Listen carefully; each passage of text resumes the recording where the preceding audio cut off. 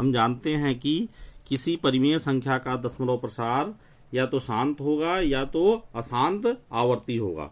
तो हम किसी परिमेय संख्या को P/Q के रूप में जो लिखी हुई है उसे देखकर हम कैसे बताएंगे कि परिमेय संख्या का दशमलव प्रसार शांत है या अशांत आवर्ती है। बिना भाग दिए हम लोग कैसे जानेंगे कि कोई परिमेय संख्या P/Q के रूप में जो लिखी हुई है उसका दशमलव प्रसार शांत है या अशांत आवर्ती है।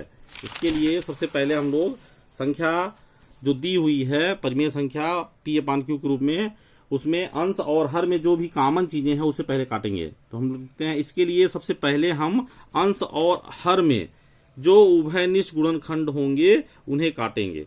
जो परिमेय संख्या P/Q के रूप में दी गई है चेक करने देखने बताने के लिए कि ये इसका दशमलव प्रसार शांत होगा या अशांत आवर्ती होगा, तो सबसे पहले हम उस संख्या के अंश और हर में जो उभयनिष्ठ गुणनखंड होंगे उन्हें काटेंगे, मतलब हटाएंगे, भाग देके काट देके हटा देंगे। ठीक है। इसके बाद हर को अभाज्य हर मतलब अंश ऊपर लिखा जाता है, हर नीचे लिखा जाता है। उसके बाद हर को अभाज्य संख्याओं के गुणनखंड के रूप में लिखेंगे। हम लोग जानते हैं कि किसी भी भाज्य संख्या को अभाज्य संख्याओं के गुणनखंड के रूप में अद्वितीय रूप से लिखा जा सकता है। तो हर को अभाज्य संख्याओं के गुणनखंड के रूप में लिखेंगे। यदि गुणनखंड में केवल 2 या 5 या दोनों ही दिख रहा हो तो परिमेय संख्या का प्रसार शांत होगा। पहले हम लोग क्या करेंगे, अंश और हर में जो उभयनिष्ठ गुणनखंड होंगे उसको हटाएंगे, उभयनिष्ठ गुणनखंड को काटेंगे। उसके बाद हर को अभाज्य संख्याओं के गुणनखंड के रूप में लिखेंगे। हर जो नीचे लिखा गया है, नीचे जो संख्या बची हुई है उसको अभाज्य गुणनखंड के रूप में लिखेंगे।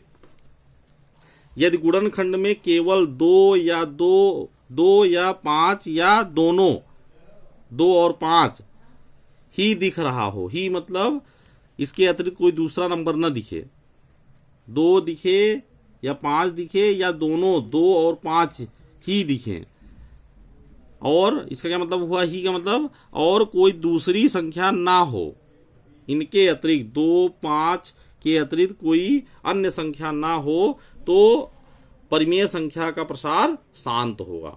देखिए उदाहरण में समझें, यहां दिया है 3/8, तो हमें बिना भाग किए कैसे बताएंगे कि ये संख्या शांत, इसका दशमलव प्रसार शांत है कि अशांत आवर्ती है। ये देखें ये परिमेय संख्या लिखी हुई है, इसको बिना भाग किए हम कैसे जानेंगे कि इसका दशमलव प्रसार शांत है या अशांत आवर्ती है।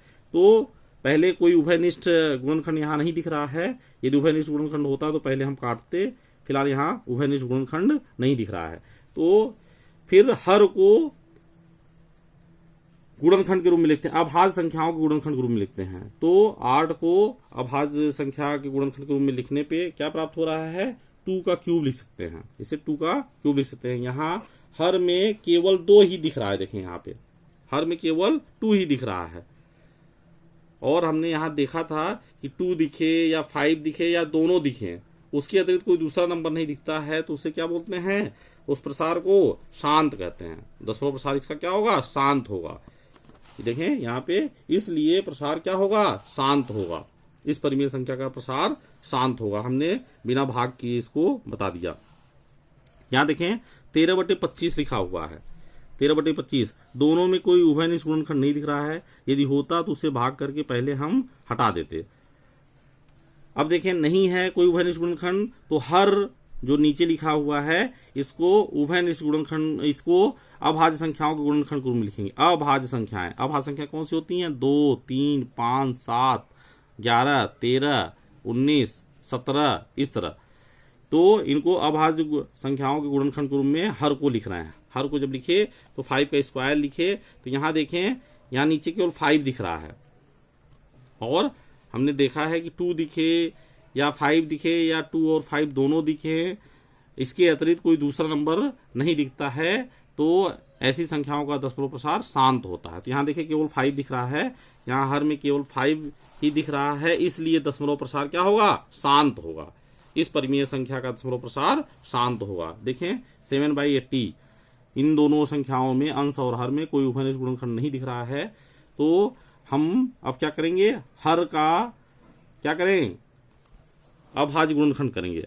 हर का अभाज्य गुणनखंड करेंगे, तो अभाज्य गुणनखंड करने पे देखें हमें मिला 2⁴ इंटू 5, 2⁴ इंटू 5। यहाँ 2 भी दिख रहा है और 5 भी दिख रहा है, और 2 और 5 के अतिरिक्त कोई दूसरा नंबर नहीं दिख रहा है, इसलिए इसका दशमलव प्रसार क्या होगा, शांत होगा। यहाँ हर में केवल 2 और 5 के अतिरिक्त कोई दूसरी संख्या नहीं है, इसलिए ये प्रसार क्या होगा, शांत होगा। देखें अब 1/7, यहाँ दोनों में उभयनिष्ठ गुणनखंड, एक के अतिरिक्त कोई दूसरा उभयनिष्ठ गुणनखंड नहीं है, तो अब नीचे वाले का दशमलव प्रसार हम लोग अभाज्य गुणनखंड क्या लिखेंगे, यही 7 होगा। अब देखें नीचे 2 और 5/7 का अभाज्य गुणनखंड क्या होगा, 7 ही होगा। तो अब देखें यहाँ पे 2 और 5 के अतिरिक्त ये 7 दिख रहा है, यहाँ 2 और 5 नहीं दिख रहा है, 2 और 5 के अतिरिक्त नंबर दिख रहा है 7, तो ये क्या हो गया, इसका दशमलव प्रसार अशांत आवर्ती होगा। इस परिमेय संख्या का दशमलव प्रसार अशांत आवर्ती होगा। देखें अशांत आवर्ती होगा, क्यों, क्योंकि यहाँ पे हर में अभाज्य गुणनखंड करने पे ये 7 जो मिला, तो उसमें 2 और 5 के अतिरिक्त 7 ये मिल रहा है। 2 और 5 यहाँ नहीं दिख रहा है, और उसके अतिरिक्त 7 दिख रहा है, ये 7 दिख रहा है यहाँ पे हर में, तो ये क्या हुआ, अशांत आवर्ती होगा, अशांत आवर्ती होगा। यहाँ 2/3 लिखा हुआ है, तो देखें 2 और 3 का उभयनिष्ठ गुणनखंड 1 के अतिरिक्त कोई दूसरा नंबर नहीं है। यदि होता तो उससे पहले हम लोग काटते, भाग देकर पहले उसको काटते, हटाते, फिर उसके बाद यहाँ नहीं है वो उभयनिष्ठ गुणनखंड, तो कोई बात नहीं। अब हर जो लिखा है उसका हम लोग क्या करते हैं, अभाज्य गुणनखंड करते हैं, तो 3 का अभाज्य गुणनखंड 3 ही होगा। तो यहाँ पे देख रहे हैं हर में 2 और 5 के अतिरिक्त ये नंबर आ रहा है 3, और हमने कहा था कि 2 और 3 के अतिरिक्त कोई नंबर आता है तो अशांत आवर्ती होगा, प्रसार क्या होगा, अशांत आवर्ती होगा। ऐसी स्थिति में प्रसार क्या होते हैं, अशांत आवर्ती होते हैं। जब हर में 2 और 5 के अतिरिक्त कोई दूसरा नंबर भी दिखता है, तो उसे क्या कहते हैं, प्रसार को अशांत आवर्ती। देखिए 22/7 क्या है, ऊपर 22 लिखा है, नीचे 7 लिखा है, तो उभयनिष्ठ गुणनखंड कोई इसमें नहीं है। यदि होता तो पहले काट के हम लोग उसको हटाते, और फिर हर का अभाज्य गुणनखंड करेंगे। अभाज्य गुणनखंड करेंगे तो यही 7 ही आएगा। तो यहाँ पर देख रहे हैं कि हर में 2 और 5 के अतिरिक्त एक नया नंबर 7 आ रहा है, जो यहाँ पे उपस्थित है। तो इसका मतलब ये क्या हुआ, इसका दशमलव प्रसार क्या होगा, अशांत आवर्ती होगा। 2 और 5 के अतिरिक्त कोई संख्या मिल रही है 7, इसलिए ये दशमलव प्रसार क्या होगा, इसका अशांत आवर्ती होगा। क्या देखें 129/2⁵, 5⁵2, 7⁵3 इस रूप में कोई परिमेय संख्या लिखी। ये क्या है, परिमेय संख्या है। परिमेय संख्या क्यों है, क्योंकि ये P/Q के रूप में लिखा हुआ है, और Q does not equal to 0 लिखा हुआ है। नीचे वाला क्या है, 0 नहीं है, तो ये जो संख्या लिखी है क्या है, परिमेय संख्या। अब इस परिमेय संख्या को बिना भाग के हम लोग कैसे बताएंगे कि ये इसका प्रसार शांत है कि अशांत आवर्ती है, दशमलव प्रसार शांत है कि अशांत आवर्ती है। तो पहले हम लोग क्या करते हैं, कोई उभयनिष्ठ गुणनखंड होता है तो पहले उसको काट देते हैं। तो यहाँ देख रहे हैं कोई उभयनिष्ठ गुणनखंड इसका नहीं मिलेगा, तो अब नीचे वाले जो हर होता है उसका क्या करते हैं, हम लोग अभाज्य गुणनखंड करते हैं। ये देखें अभाज्य गुणनखंड पहले से ही लिखा हुआ है, 2, 5, 7 और 11, 13 ये सब के रूप में लिखा होता है, तो उसे क्या बोलते हैं, अभाज्य गुणनखंड। तो ये अभाज्य गुणनखंड के रूप में पहले से लिखा हुआ है। यहाँ देख रहे हैं 2 और 5 के अतिरिक्त एक तीसरा नंबर भी है, उपस्थित है 7, इसलिए ये क्या होगा, अशांत आवर्ती होगा। दशमलव प्रसार क्या होगा इसका, अशांत आवर्ती होगा। यहाँ हर में 2 और 5 के अतिरिक्त 7 भी उपस्थित है, इसलिए प्रसार क्या होगा, अशांत आवर्ती होगा। तो हम इसको बिना भाग दिए हम बता सकते हैं कि इसका दशमलव प्रसार क्या होगा, अशांत आवर्ती होगा। यहाँ देखें 22/21 लिखा हुआ है, इसका कोई उभयनिष्ठ गुणनखंड नहीं है। यदि होता तो पहले उसको हम हटा देते, काट के भाग दे के हटा देते। अब यहाँ जो बचा, नीचे देखें 21 लिखा हुआ है, तो 21 का हम लोग फैक्टर करेंगे, गुणनखंड करेंगे, अभाज्य गुणनखंड। अभाज्य गुणनखंड 21 का हम लोग किए, 3 गुणते 7 लिखे। तो यहाँ देख रहे हैं कि हर में 2 और 5 के अतिरिक्त 3 भी आ रहा है और 7 भी आ रहा है, इसलिए इसका दशमलव प्रसार क्या होगा? अशांत आवर्ती होगा। इस परिमेय संख्या का दशमलव प्रसार अशांत आवर्ती होगा। देखें प्रमेय है, कह रहा है एक परिमेय संख्या जो P/Q ऐसी है कि Q to the power n और 5 पावर m के रूप का है। Q मतलब हर, two the power n 5 power m के रूप का है, जहां m और n ऋणोत्तर पूर्णांक। ऋणोत्तर पूर्णांक का मतलब क्या होता है?